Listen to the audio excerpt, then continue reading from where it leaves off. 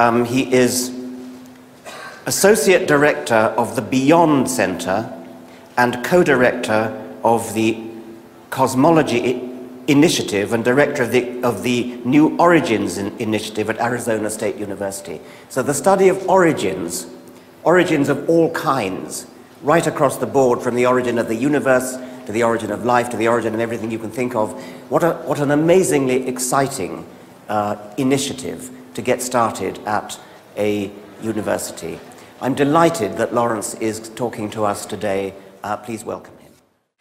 And I originally I talked to Liz Cornwall, who was organizing this, and told her what I was going to talk about, and gave her several titles, and she thought they were too depressing, so she said, why don't you just make it, We're All Fucked. But I decided not to use that title. I'm going to talk about our modern picture of cosmology and how it's changed our view of the universe, the past and the future. And in some sense, how that picture is clearly remarkable, and far more remarkable than the fairy tales that are made up in most religious situations. And the excitement of learning about the universe. And that, again, is so different than the sterile aspect of religion, where the excitement is apparently knowing everything, although clearly knowing nothing. Now, and the interesting person, the first person to actually show there had to be a Big Bang, was a Belgian priest who was also a physicist named Georges Lemaitre. And the really interesting thing about Lemaitre is when the Pope said that, Lemaitre wrote him a letter and said, stop saying that. Just really amazing for a priest, because he said this is a scientific theory. You can take it if you believe in God and believe in Genesis to validate your beliefs. But you can also take it to mean that, in fact, the laws of physics take us right back to the beginning of time without God. What you take from it depends upon your religious and metaphysical beliefs, but whatever you say, the Big Bang happened. And I think that's if we could just convince a lot of people of just that simple thing, that the universe is the way it is, whether we like it or not, I think we'd overcome a lot of problems in this country, and I have to waste far too much time on that. But anyway, okay, because the elements, the carbon, nitrogen, oxygen, iron, all the things that matter for evolution weren't created at the beginning of time.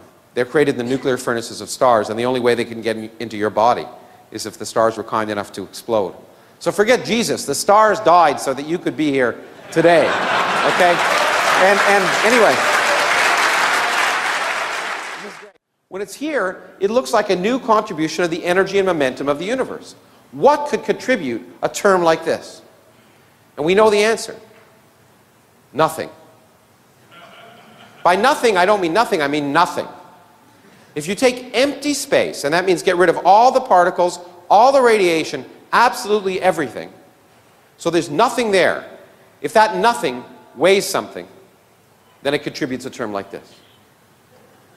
Now, that sounds ridiculous. Why should nothing weigh something? Nothing is nothing. And the answer is nothing isn't nothing anymore in physics. Because of the laws of quantum mechanics and special relativity, on extremely small scales, nothing is really a boiling, bubbling brew of virtual particles that are popping in and out of existence in a time scale so short you can't see them. Now again, that sounds like philosophy, like counting the number of angels on the head of a pin, or religion, or something useless. I shouldn't say, Dan Dennett is here, I shouldn't say philosophy is useless.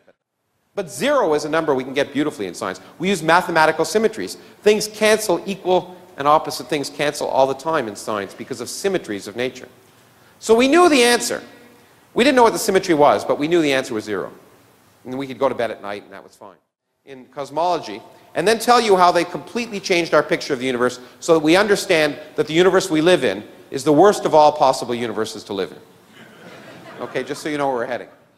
Just like Goldilocks, in a flat universe, it's just right. In fact, it's right now, we know, to an accuracy of better than 1%. The universe is flat. It has zero total energy, and it could have begun from nothing. And I've written a piece, although of course I got a lot of hate mail, saying that in my mind this answers this crazy question that religious people always keep throwing out, which is, why is there something rather than nothing? The answer is there had to be. If you have nothing in quantum mechanics, you'll always get something. It's that simple. It doesn't convince any of those people, but it's true. Now, the largest energy in the universe, 70% of the energy in the universe, resides in empty space. And we don't have the slightest idea why it's there. Now, that's what I just said. Let me also put an aside before I get on to the rest in the last 5 minutes of the talk. This completes, in some sense, the ultimate Copernican principle. Copernicus told us we didn't live in any place special. We now know two things. Well, one thing. I'll tell you the second one in a second. This tells us that we are more insignificant than we ever imagined. If you take the universe, everything we see, stars and galaxies and clusters, everything we see, if you get rid of it, the universe is essentially the same. We constitute a 1% bit of pollution in a universe that's 30% dark matter and 70% dark energy. We are completely irrelevant. Why such a universe in which we're so irrelevant would be made for us is beyond me. Okay, good. Now I wanted a little bit of applause. Now we can go back to the science. Galaxies would never have formed. Well, if galaxies never formed, then maybe this is telling us something. And this has produced something that I call anthropic mania. If there are many different universes, physicists have argued, and the energy of empty space can vary in each one, then only in those in which it's not much greater than what we measure today will galaxies form. Okay? But then, only then will stars and planets form, and only then will astronomers form. So the universe is the way it is because astronomers are here to measure it. Now, it not only sounds ridiculous, but it also sounds religious. And some people have said the universe is fine-tuned. If it were any different, then we wouldn't be here. God clearly created the universe to be for us. Now, that's nonsense. And it's nonsense for the same reason that you learn so beautifully in Richard's books. Why can bees tell the colors of flowers so they can find them? Not because God intended them to do it, but if they couldn't find the flowers, they wouldn't get the stuff they needed to eat, and they wouldn't be around. It's natural selection. And what this is really telling us is kind of a cosmic natural selection. Because all it's saying, if it's true, is that it's not too surprising that we find ourselves living in a universe that allows life. Because of the universes that don't allow life, we wouldn't be here. It's just that simple. So if you wish, it's a kind of cosmic evolution. Or cosmic natural selection is a better way of thinking about it. Now, as pretty as that is, I think it's wrong. It's ugly. And it goes against everything I know about science. Science has told us the last 400 years why the universe must be the way it is, not why it has to be something different. In fact, Einstein once asked a question. He said it the wrong way. Put it here because, I wanted to quote him. He said, what really interests me is whether God, and by God he didn't mean God, had any choice in the creation of the universe.